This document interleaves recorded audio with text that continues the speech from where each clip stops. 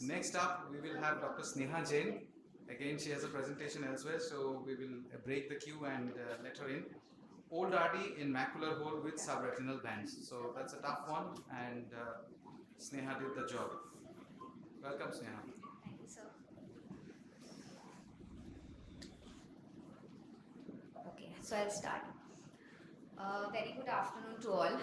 I'm grateful to be a part of this august gathering. Quite young in the field of retina, and this is one of the challenging cases that I've encountered so far. So, going on to the case, this was a case of a total retinal detachment with a macular hole where a subretinal band was seen extending from the superior quadrant and making a U turn at the optic nerve head. On its way, it was passing right under the macular hole.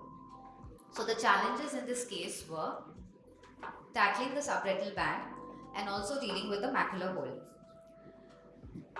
So, after thorough vitrectomy, meticulous base shaving, and marking of the peripheral breaks, it was imperative to deal with the subretinal band because this would not only prevent the retina from settling but also hinder in the macular hole closure. So, retinotomy was made just above the band in the superior quadrant, and with the forceps, I'm now trying to pull the band, but as you can see, it keeps slipping back into its place. So then I went on with a bimanual approach, trying to rope out by grasping and re-grasping the band. The intention was to remove as much of it as possible.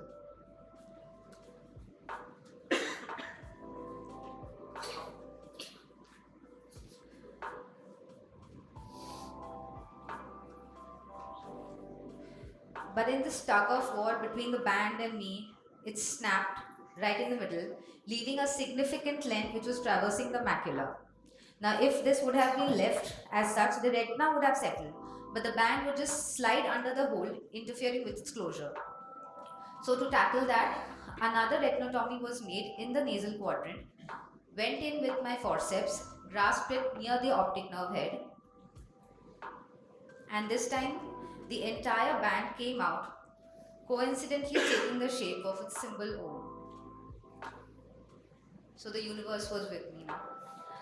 So one hurdle crossed, time to take on the next one. That is the macular hole. So I stained the ILM with BBG and then tried to do the peeling under infusion, which I have done in few cases.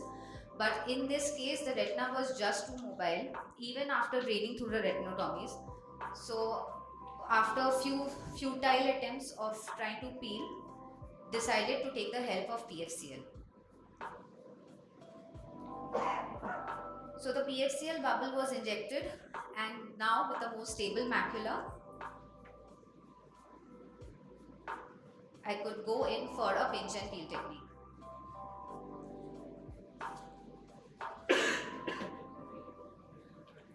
Did manage to get a small peel but was unable to continue peeling. So tried other sides to get a flap but failed due to the poor staining of the ILM. Again, I decided to go and restain the ILM under PFCL. So the ILM was painted with the dye, and after removing the excess dye, I got a beautifully stained canvas to work on.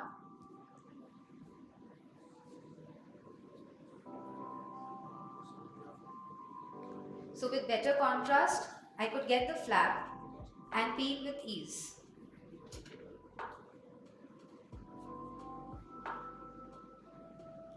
So the ILM was basically peeled all around the macular hole up to the edge of the hole. And I want to do an inverted flap, so kept a flap of the ILM on the hole to close it.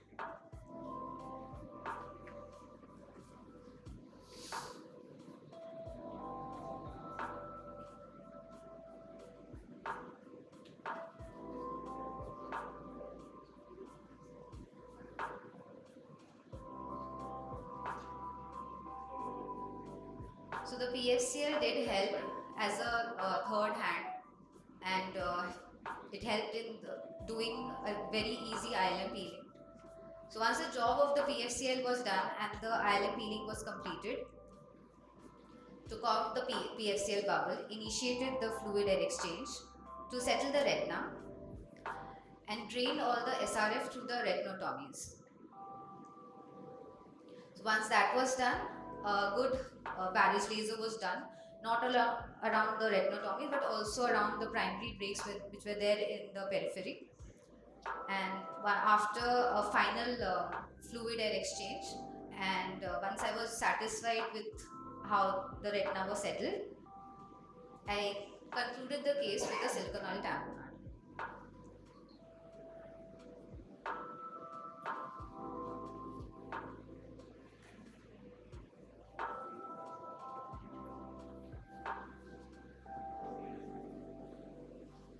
So I just like to say that don't take every challenge as a problem, but every problem as a challenge, and we can all overcome whatever life throws at us. So the tips that were there in this case was basically not all subretinal bands need to be dealt with, but the ones which will interfere with your surgery, they need to be removed. PFCL is a savior. It does act like a third hand. So use it whenever it is necessary, and do not hesitate to restain if necessary when you're dealing with macular holes.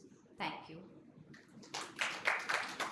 Beautiful presentation, Sneha. And one thing I really liked is that you had a very low threshold for bimanual, removal of the membrane, subretinal membrane. And one thing that's in this situations, many a times the retinal break that is there or created retinotomy that is created for removing the subretinal band, it usually expands. So it's a good way to do a handshake sort of a technique. And there's also a technique called the spaghetti technique by late Dr. Forlini from Italy, who was a regular in VRSI and many of our AIOS meetings. And so it's like like you do with spaghetti, you just roll it up, and I'm sure Sneha uses a lot of that too. Or otherwise, if the position is such that you can't do a spaghetti technique at that particular position because of restrictions of movement, you can always do a handshake technique, and with which is of course bimanual, going to be bimanual, and remove the subretinal band, which is going to save the day for you. But having said that, very nice surgery, and with, like you mentioned, with PFCL, ILM removal in macular in a detached retina becomes so much easy. Dr. Deepak? Right, yeah, excellent presentations.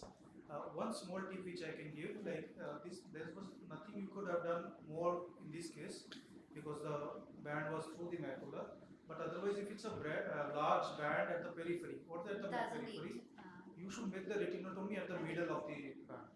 That will really help you to take out the entire band at one go. And yes, I was about to say about the spaghetti technique, as like you mentioned, that really helps. Otherwise, excellent presentation. I want to add something. Yeah, sure. Regarding that silicone oil thing. We can also use a light pipe. Instead of just directing it on the optic nerve head, initial part, if you just use your light pipe and direct the silicone oil like you do for your stains, initial 1 or 2 drops, if you like, when you're injecting and you don't have the glass syringes, then you can just direct it on the light pipe itself so that the initial force is gone. Right. Same thing for the silicone oil. If we have something which will dislocate, Yeah, because direct impact. so for example, I had one optic nerve head pit where I used a thing, and then the thing just pops up and all the flap. So usme sir was just one visco drop, and if you direct your silicone oil on the light pipe, it helps a lot. Great. Small tip, but very important tip that you mentioned. And many a times when we restart fluid after a fluid air exchange, we've had situations where the retina breaks. So it's very important to gradually start the fluid start the fluid after air fluid exchange, and it should be at a low IOP, maybe something around 15-20, so that will prevent any breaks in the periphery. It might seem harmless fluid, but you can create breaks or micro trauma. So I normally use the light pipe there also. Absolutely, I do around the infusion, right? Yeah. So and very nicely. When we inject, dyes also, you can use your light pipe to sort of cushion the. Yeah. So thank you.